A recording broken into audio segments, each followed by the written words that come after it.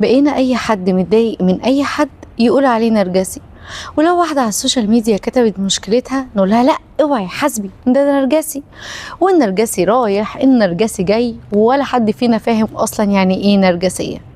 فاعمل كده ليك او اعملي لي كوباية ليمون وتعالوا عشان احرق دمكم مزاج واعرفكم يعني ايه نرجسي. يعني ايه اضطراب شخصية نرجسية؟ الشخص النرجسي بيشوف نفسه اهم واحد في الكون، لازم دايما يبقى مصدر اعجاب لكل اللي حواليه، ولازم وانت قاعد معاه تبين قد ايه هو واو وفظيع وانت ما شفتش زيه قبل كده. بالرغم من كده ما عندوش اي تعاطف مع اي حد، بيحس ان هو لو تعاطف مع حد ده هيكسره او هيبينه قليل. ومش بس ما بيبينش التعاطف، هو من جواه لا بيزعل على حد ولا بيفرق مع حد، هو مش شايف غير نفسه، حياته وقلبه وكل حاجة فيه مش شايفة غير هو وبس. الشخص النرجسي يبان من بره قوي جدا، قوي وصلب وواثق من نفسه وواقف على أرض صلبة، لكن هو في الحقيقة من جواه أضعف مما يكون. أي نقد صغير بسيط بيكسره وبيدمره نفسيا. فبيبقى رده علشان ما يبينش الكسرة دي حاجة من التلاتة: يا بيهاجمك ويهجم عليك علشان نظام يعني يخدوهم بالصوت ليغلبوكوا، يا إما يتجاهلك ويعمل إن أنت مش فارق معاه، يا إما يقلل منك ويحسسك إن أنت ولا حاجة. انت شايف ان انا كده، امال انت تبقى ايه؟ ده انت وانت وانت. واغلب الوقت بياخدها في وسط هزار وضحك علشان يبين ان هو قوي وما تأثرش بالنقد بتاعك. المشكلة بقى والخطر في النرجسية انه مش دايما بيكون واضح وصريح.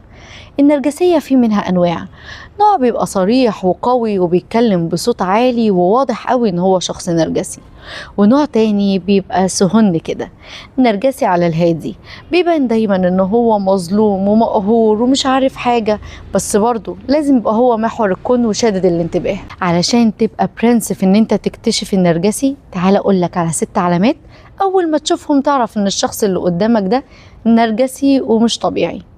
العلامة الأولى: دايما بيقلل من مشاعرك، على طول على لسانه كلمة على فكرة انت مكبر الموضوع، اصلا ما فيش حاجة تستاهل، بقولك ايه انت عايزة تعيشينا في نكد وخلاص، ما الدنيا ماشية، ازعلي كده ما بينك وما بين نفسك وخلصينا. الصفة التانية ان انت لازم دايما تبدي اعجابك بيه، ولو انت ما قلتش قد ايه هو واو وفظيع وما حصلش وما فيش منه اتنين، هيقلب عليك وهتبقى انت وحش وهتبقى حاقد عليه وحاسده وما بتحبوش. الصفة التالتة ان هو على طول بيستغلك، يطلب منك ان انت تساعده وتكون جنبه وتساعده في شغله وتساعده في مشاكله، لكن اول ما انت تحتاج منه اي حاجة هتلاقيه بيعاملك كده بسرعة، بيديلك نصيحة على السريع ويطنشك وما يقفش جنبك، او بيستلف منك حاجات وما يرجعهاش، او بيحتاج منك اهتمام قوي جدا وانت ما بتلاقيش منه نفس القدر من الاهتمام. الصفة الرابعة ان هو حساس جدا للنقد، ما بيقبلش ان حد ينقده او يغلطه او ينبهه لاي حاجة مش كويسة فيه، وبيقابل ده بهجوم وهجوم قوي. ده اتكلمنا عنه في فيديو قبل كده، هسيب لكم اللينك بتاعه، اسمه النرجسية الدفاعية، اتكلمنا عنها بالتفصيل. رقم 5: بيقارن نفسه دايما بكل الناس، ولازم يقلل من كل الناس علشان ما ينفعش حد يبقى أنجح منه ولا حتى يقرب من نجاحه، لازم هو يبقى في حتة لوحده واللي بعده بعديه بكتير قوي. والصفة الأخيرة إن هو بيلعب عليك لعب نفسية أو بيعمل حيل نفسية. الألعاب دي مثلا زي اللاف بامينج، إن هو في الأول يغرقك حب وحنان وقلوب وفراشات وحاجة فظيعة، وبعدين يبدأ يطلع عيوبك وينتقدك ويكرهك في نفسك ويسحب منك كل حاجة اديهالك. أو يلعب عليك لعبة الجاز لايتنج، إن هو يبدأ يشككك في نفسك، انت اللي دايما فاهمه غلط، هو ما بيغلطش، هو ما عملكش حاجة اصلا، انت ظالمه ومفتري وعلى طول شاكك فيه وبتكدبه على الفاضي. ده برضه عملنا عنه ريل قبل كده، هسيب لكم اللينك بتاعه. واللعبة الثالثة السايلنت تريتمنت، ان هو يتجاهلك ويعاقبك بان هو يسكت او يمشي او يختفي عنك، ده اللي بنقول عليه الصمت العقابي او الانسحاب العقابي. وخلاص انتوا عرفتوا طبعا، عملت عنه ريل قبل كده، هحط لكم برضو اللينك بتاعه. طيب هما ليه بقوا كده؟ يعني الناس دي ليه بقت بالطريقة دي؟ في اكتر من سبب، ما نقدرش نقول ان في عامل واحد، ممكن يبقى وراثة، ممكن التربية يا إما اتقفل عليهم بزيادة وكانوا عايزينهم يبقوا مثاليين بزيادة وكل حاجة بيتعاقبوا عليها بزيادة فطلعت شخص نرجسي، أو ممكن تطلع برضو شخص عنده وسواس قهري زي ما اتكلمنا في فيديو قبل كده، أو إن في التربية الناس دي اتدلعت زيادة عن اللزوم، كل حاجة هم عايزينها هي موجودة، هم أحسن ناس في الكون، هو أجمد حد حصل في الحياة، فبرضو ده ممكن يكون سبب من أسباب إنه يبقى شخص نرجسي. ايا كانت الاسباب النتيجة واحدة، بتطلع لنا شخص بيدوس ويعيش على طاقتك ومشاعرك انت. الحاجة الاهم ازاي اتعامل مع الشخص النرجسي؟ اول حاجة خلي ليك حدود واضحة، حدود صريحة. لو سمحت انا ما بقبلش كذا، انا ما بحبش حد يتعامل معايا بالطريقة دي. بص لو انت بتحب تتعامل بالطريقة دي تمام، انا متفهم ده، بس ده مش مناسب معايا، فمعلش انا مش هينفع ان انا ادخل في النقاش ده. واوعى تدخل معاه في النقاش طويل لانك عمرك ما هتخلص منه. انت من الاول كده كبر دماغك وتجنبه، ما تدخلش معاه في جدال ولا نقاش ولا عند. والاهم من كل ده ما تديلوش انت مفتاحك، ما يبقاش هو بيستغل الناس ويستغل نقطة ضعفهم، وانا علشان هو لسانه حلو وبيبان في الاول لطيف ولذيذ اروح اتكلم معاه وافتح له قلبي واعرفه كل اسراري واعرفه نقط ضعفي.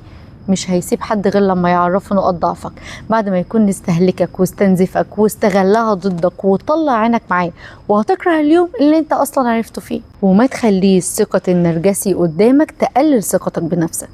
مهما حاول يفهمك ان انت فاهم غلط وان انت ظالمه وان انت مفتري وان هو فظيع وما بيغلطش، اوعى تصدقه، صدق احساسك وما تصدقش كلامه.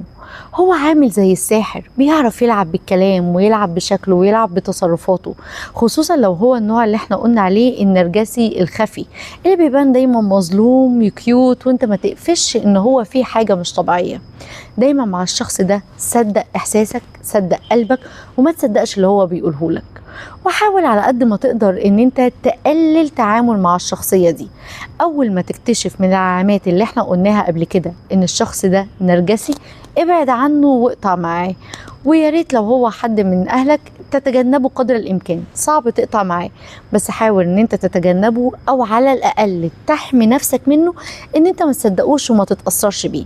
يعني انا النرجسي ده لو بابايا، لو مامتي، لو جوزي وانا ما ينفعش اتطلق، لو ابني نرجسي، مش هينفع ان انا اقطع علاقتي بيه، لكن ينفع ان انا اتعلم ان انا اقوي شخصيتي، ان انا اكون ثابته كفايه، ان انا يبقى عندي القوه ان انا احط حدود واضحه وما اخليش الشخص ده ياثر عليا. وهديلك بقى الزتونه والخلاصه في 3 جمل تنهي بيها النقاش مع اي واحد نرجسي يبقى بدأ يأثر عليك.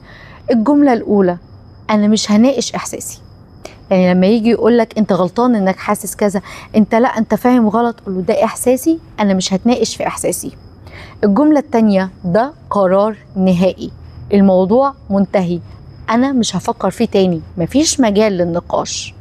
الحاجة التالتة: لو سمحت أنا مش هكمل الحوار ده أو مش هكمل القعدة دي لو فيها تقليل مني، فيا إما تحاول إن أنت تغير أسلوبك معايا، يا إما أنا آسف مضطر إن أنا أنسحب. في النهاية النرجسي مش بيتغير إلا لو ده قراره. ما تحاولش إن أنت تنقذه على حساب نفسك وعلى حساب راحتك النفسية. احمي حدودك، حافظ على طاقتك على قد ما تقدر، واحمي صحتك النفسية لان هي مش رفاهية. لو انت تعرف حد نرجسي او تعرف حد بيعاني من شخصية نرجسية، شارك معاه الفيديو ده. وما تنساش ان انت تعمل لي اشتراك على اي منصة انت بتتابعني عليها، فيسبوك، يوتيوب، تيك توك، علشان بننزل فيديوهات اول باول عن علم النفس والصحة النفسية.